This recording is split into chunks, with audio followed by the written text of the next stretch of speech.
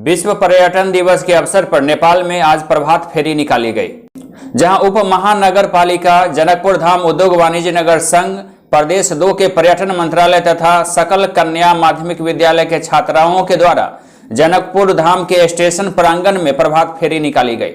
इसमें मेयर लाल किशोर शाह, जनकपुर धाम उद्योग वाणिज्य संघ के अध्यक्ष जितेंद्र महासेठ, निर्मल चौधरी सहित पर्यटन मंत्रालय ट्रेवल एजेंसी के संचालक, रंग दर्पण के कलाकारों ने खास तौर से भाग लिया।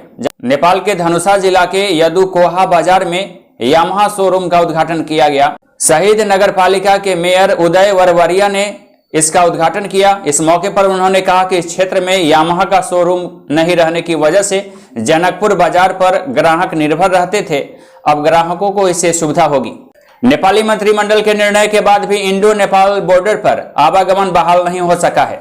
आपको बता दें कि सीमा खोलने का देउवा मंत्रिमंडल ने निर्णय लिया है। दोनों देशों के बीच खुशहाली इस फैसले के बाद आई थी। आज सुबह होते ही जटही, भिट्ठा मोड़ सहित अन्य बॉर्डर पर दोनों देशों के वाहनों की लंबी कतारें लग गई। लोग भंसार कार्यालय पर एकत्र हो गए।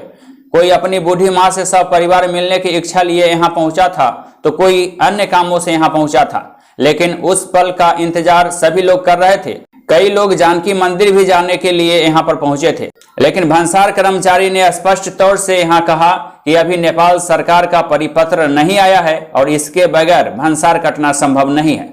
का कोई औचित्य नहीं है, कोई आवश्यकता नहीं है। अभी भी सीमा को बंद रखा गया है जनता को परेशान करने के लिए। इससे जनता को परेशानी बढ़ रही है। इधर नेपाल में दलितों ने गाजे बाजे के साथ आज प्रशासन गौर में आक्रोशपूर्ण प्रदर्शन किया। विभिन्न मांगों को लेकर यहां सभी लोग नाराज थे। इधर बिहार में विशेष राज्य के दर्जे पर सियासत तेज हो गई है। हम पार्टी के प्रवक्ता डॉक्टर दानिश रिजवान ने आज इस मसले को लेकर बड़ा बयान दिया है। देखिए, विशेष राज्य के दर्जा मामले को लेकर के जिस राजनीतिक दल को पीछे हटना है हट जाए। ये एजेंडा सदन से पारित एजेंडा है और बिहार को स्पेशल स्टेटस मिलना चाहिए। इसके लिए जिन्हें बैकफुट पे जाना है चले जाए। इधर मोतिहारी में डीएम सह जिला निर्वाचन पदाधिकारी ने कहा है कि द्वितीय चरण के चुनाव को निष्पक्ष, शांतिपूर्ण और भय मुक्त माहौल में संपन्न कराने की तैयारी कर ली गई है। द्वितीय चरण में जिले के मधुबन, फेनहारा एवं तेतरिया प्रखंड में पंचायत चुनाव के लिए मतदान कल 29 सितंबर को होंगे। वहीं इसकी मतगणना 1 एवं 2 अक्टूबर को कराई जाएंगे। निष्पक्ष चुनाव के लिए नियंत्रण कक्ष भी बनाया गया है, जिसके नोडल पदाधिकारी मेघा कश्यप को बनाया गया है। इधर गया में आयुक्त एवं जिलाधिकारी ने भगत सिंह यूथ ब्रिगेड के द्वारा विशाल रक्तदान शिविर का उद्घाटन किया। इस मौके पर मगध आयुक्त ने कहा कि रक्तदान सभी को करना चाहिए। इधर बोध गया के महाबोधि मंदिर में डिजिटल पेमेंट प्रणाली की शुरुआत आज की गई, जिसकी शुरुआत जिलाधिकारी ने की। विभिन्न जो प्लेटफॉर्म्स हैं हमारे पेमेंट के, चाहे वो गूगल पे हो, फोन पे हो, पेटीएम हो या भारत और रुपे जो भी है, और विभिन्न कार्ड्स के माध्यम से, जो स्वाइप के माध्यम से या ऑनलाइन जो पेमेंट सिस्टम्स होते हैं उसके माध्यम से लोग महाबोधि मंदिर के पक्ष में स्वेच्छा से डोनेट कर सकेंगे। शहीद भगत सिंह के जयंती पर मानवाधिकार कार्यकर्ताओं ने उनके तैल चित्र पर पुष्पांजलि किया। गया के national human rights and public welfare trust कार्यालय में इस कार्यक्रम का आयोजन किया गया था। इधर समस्तीपुर जिले से एक दुखद खबर सामने आ रही है। मुख्यमंत्री नीतीश कुमार के द्वारा उद्घाटित जल जीवन हरियाली पोखर में डूबने से एक बच्चे की मौत हो गई। खबर मिल रही है कि ताजपुर में यह हादसा हुई है।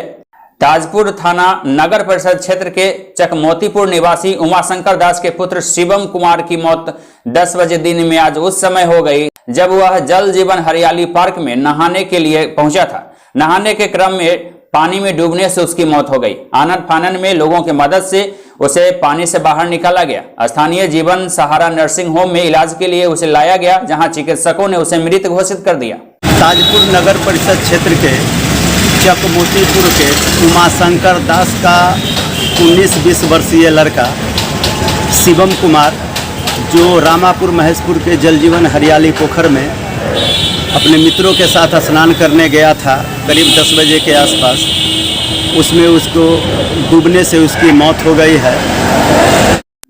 राष्ट्रीय आजाद भारत के तरफ से आज शिवहर में कपड़ा वितरण कार्यक्रम का आयोजन किया गया। रामपुर केसो के नया टोला में इस कार्यक्रम का आयोजन किया गया, जिसमें जरूरतमंदों के बीच कपड़ा बांटे गए। एक तरफ जहां देश के कई प्रसिद्ध मंदिरों में महिलाओं के प्रवेश पर प्रतिबंध है, वहीं दूसरी तरफ देश में ऐसा भी मंदिर है जहां पूजा की जिम्मेवारी महिला के हाथों में है, यानी यहां महिला पुजारन को रखा गया है। इस मंदिर का संबंध सतयुग से है। देश में बिहार राज्य के दरभंगा जिले के कमतौल में स्थित है यह अनोखा मंदिर। इस मंदिर में विराजती है देवी अहिल्या, जिनका उद्धार भगवान श्री राम के चरणों के स्पर्श से हुआ था। रामायण में इस घटना का विस्तार से वर्णन मिलता है। जनकपुर से जाते समय उन्होंने अहिल्या का उद्धार किया था।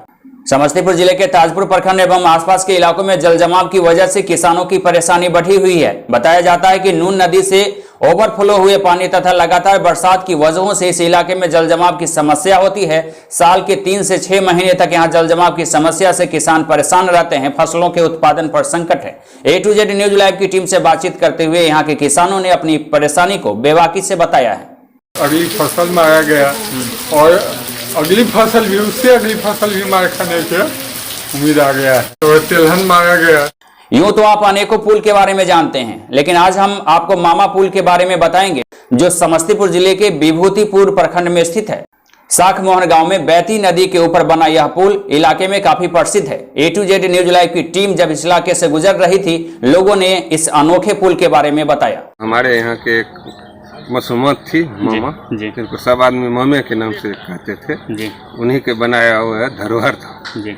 बाद में नीतीश सरकार जो बना उसमें पुल का निर्माण फर्रेस रूप से हुआ है, जो अभी चालू अवस्था में है, कोई दिक्कत नहीं है। राजस्थान के बाली में कोठार में स्कूलों में अभिभावक संगोष्ठी का आयोजन किया गया, जिसमें विद्यालय को लेकर कई निर्देश दिए गए हैं। मध्य प्रदेश के खंडवा लोकसभा क्षेत्र के मंधाता विधानसभा क्षेत्र में अत्यधिक आंधी पानी की वजह से जनजीवन अस्त व्यस्त हो गया। शाही बिजली गिरने की वजह से दुर्घटना में कई लोगों की मरने की खबर मिल रही है। कसराबाद में पोरवाड़ जैन समाज का एक जत्था धार्मिक यात्रा पर आज निकला, जिसे हरी झंडी दिखाकर रवाना किया गया।